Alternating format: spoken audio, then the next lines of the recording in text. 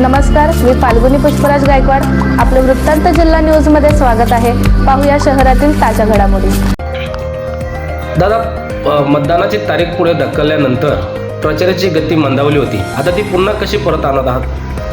नमस्कार, मी रवींद्र सर्जेराव करंजले, प्रभाग क्रमांक 7 ब मधून मी निवडणूक लढवत आहे, शिवसेना शिंदे गटातर्फे. मुळात शिवसेना या पक्षाची स्थापनाच 80% समाजकारण व 20% राजकारण या तत्वावरती झालेली आहे. त्याच्यामुळे निवडणुका जरी पुढे गेल्या असल्या तरीही इथे 12 महिने सातत्यानं आम्ही काम करत आलेलो आहे. त्याच्यामुळे निवडणुका पुढे जाऊन त्याचा कुठल्याही प्रकारचा परिणाम आमच्या पॅनलमध्ये होणार नाही. आपल्या पक्षातून बंडखोरी झालेली आहे आणि मत विभाजन होण्याची शक्यता आहे. याकडे आपण कसे पाहता? मतविभागणी थोडी पण होणार नाही, कारण या परिसरात लोकांना, नागरिकांना माहिती आहे की कोण सातत्याने ते काम करतंय आणि कोणी विकास कामं केलेली आहे. त्याच्यामुळे मला ती भीती नाही.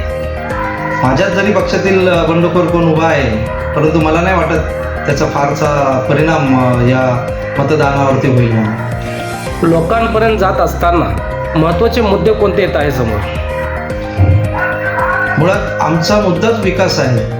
विकासाच्या अजेंड्यावरतीच आम्ही लोकांपर्यंत जाऊन मतं मागत आहे आणि लोकांना चांगल्या प्रकारे माहिती आहे की मेटलनगर आणि हा पॅनलमधील जो आपला गणेशनगर हा जो प्रभाग आहे त्याच्यामध्ये सातत्याने शिवसेना या पक्षानेच कामं केलेली आहे. दादा, शेवटचा प्रश्न असा आहे, मतदानाविषयी तुम्ही लोकांसाठी जनजागृती कसं कराल?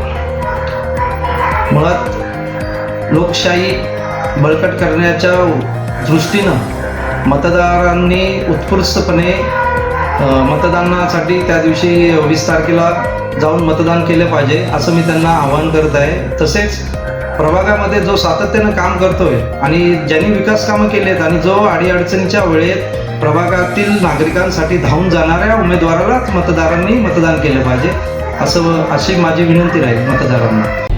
शहरातील घडामोडी व ताज्या बातम्या पाहण्यासाठी वृत्तांत जिल्हा न्यूज चॅनलला सबस्क्राईब करा व बेल आयकॉनला प्रेस करा.